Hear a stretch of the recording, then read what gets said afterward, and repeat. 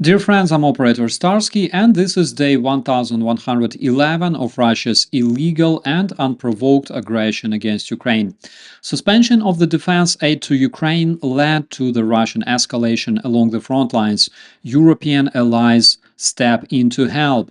Ukraine brings the special military operation to the territory of Russia. The US Vice President's cousin fought for Ukraine, and a bit of the Russian cringe to brighten your day. My dear friends, this is the Frontline Focus. Let's roll. As soon as the US President Donald Trump cut defense aid to Ukraine, the Russian invaders launched massive attacks along the front line. In Kursk Oblast, Russian terrorists have recaptured several settlements northwest of Sudzha, including Novaya Sarachina, Malaya Lakhnya, and Lebedevka. In Sudzha, Russian terrorists, supported by the North Korean units, have entered the industrial zone in the northeast and are trying to push further into the city center. Reports also suggest that Russian troops crossed the Sudzha River, trying to penetrate deeper into urban areas. Also in Sumy Oblast of Ukraine, for the first time since 2022, the Russian invaders made an attempt to advance deeper into the northern part of the region. They have seized Novenka, suggesting an effort to push Ukrainian troops out of Kursk Oblast and strengthen Russian control in the region. The Russian invaders have intensified attacks on Chasiv Yar, obviously aiming to capture the city. Their goal is to open a path towards Konstantinivka, which is a town serving as a crucial Ukrainian defense stronghold in Donetsk Oblast. We can say that at this point Ukraine is facing a growing defensive pressure, especially as it deals with shifting international defense aid. And my friends, if you have at least a basic military experience, you must know that such massive offensive operations require time to prepare logistics and concentrate enough armor and personnel, like we can see happening around Sudzha and Sumy Oblast of Ukraine. Just to compare, Ukrainian offensive operation in Sudzha last year took approximately a month to prepare. And my personal assumption is that apparently Russians anticipated the Trump administration to cut the aid to Ukraine already around late January, early February. Coincidentally, around the same time, they escalated their airstrikes on Ukraine. But speaking of shifting international defense aid, situation looks much more promising here, my friends. France will provide Ukraine with 195 million euro worth of defense aid. That will include 155mm shells and aerial bombs for the Ukrainian Mirage aircraft. In addition, France agreed to provide its military intelligence to Ukraine. Simultaneously, the Ministry of Defense of Ukraine signed an agreement with IRIS-T suppliers, expecting to grow the stockpile of missiles for the air defense threefold comparing to what Ukraine has at this point.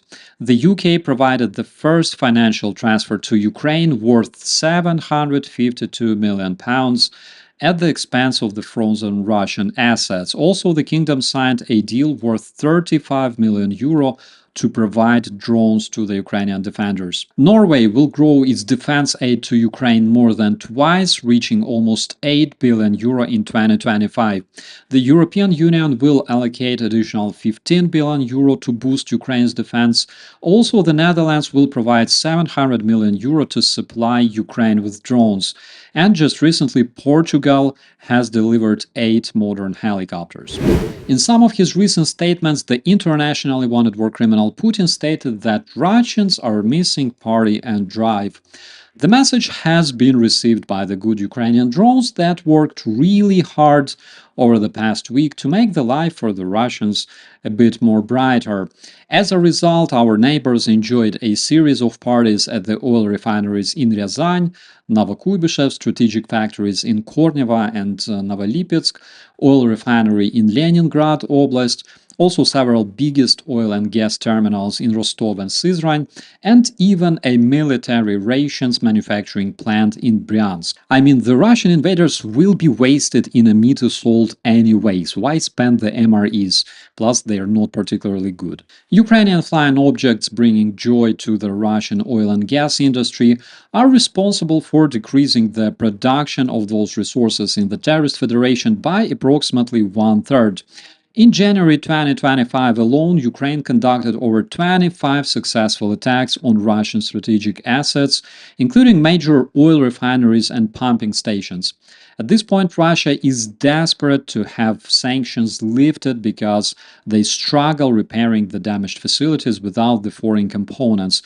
If you see this happening soon, my friends, it means Putin has paid some truly generous bribe to make it happen. And now I would like to share an incredible story of a true American hero currently inspiring the whole world. Turned out that Nate Vance, the 47-year-old cousin of the US Vice President, served as a volunteer fighter in Ukraine for over 2 years. A former US Marine, Nate joined the Ukrainian forces following Russia's full-scale invasion in 2022. This man participated in significant battles across Ukraine, including Kupiansk, Bakhmut, Avdiivka, and Pokrovsk.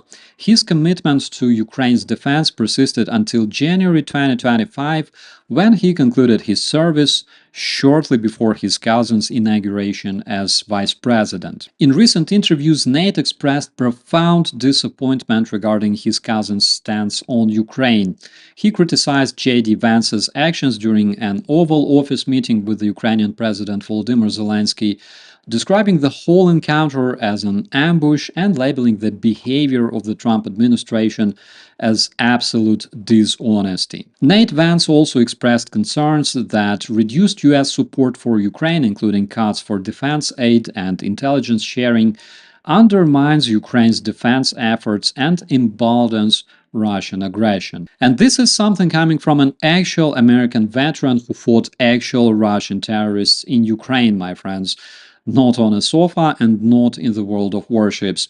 Despite his personal connections, Nate Vance continues to advocate for robust support for Ukraine, and please, if you're watching this, leave your thumbs up for a true American patriot and other international volunteers defending Ukraine today.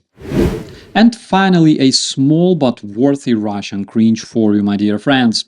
A lot of Russian propagandists portray their country as a peaceful harbor for the Christian people with conservative values. A Russian widow told her success story: marry a Russian man, send him to the PMC Wagner, receive compensation after his death, and chill at Maldives. Check this out. Муж попал в Африку в составе ЧВК «Вагнер». Обычный штурмовик – это 240 тысяч рублей. Для меня как бы это не сильно большие деньги. С момента, как он прибыл в Мали и до его гибели 1,5 месяца. Последний разговор с моим мужем был за несколько часов до его гибели. На самом деле, да, я тоже задаю себе вопрос, за что он погиб. Будем говорить прямо, ради денег. За смерть бойца 5 миллионов. Понятно, что я тут не разгуляюсь. Первый месяц после похорон я провела вообще в отключке. Я как будто не живу больше. После 40-го дня я улетела на Мальдивы. Было невыносимо находиться дома. У тебя везде воспоминания. Я делаю все, что поможет мне чувствовать себя живой. И вот, плевать мне, кто там что скажет. What can I say? Russia is truly a conservative country full of amazing traditions and Christian values. If you're asking yourself, why do Russian men volunteer to become a fertilizer for Putin somewhere in a foreign country, I hope that this episode will shed some light for you, my friends. With that, I wish you all a beautiful day. Please subscribe to stay informed about the most important updates and share this content to help Ukraine be heard. I'll see you in the comments. I'm Operator Starsky. As always, be safe.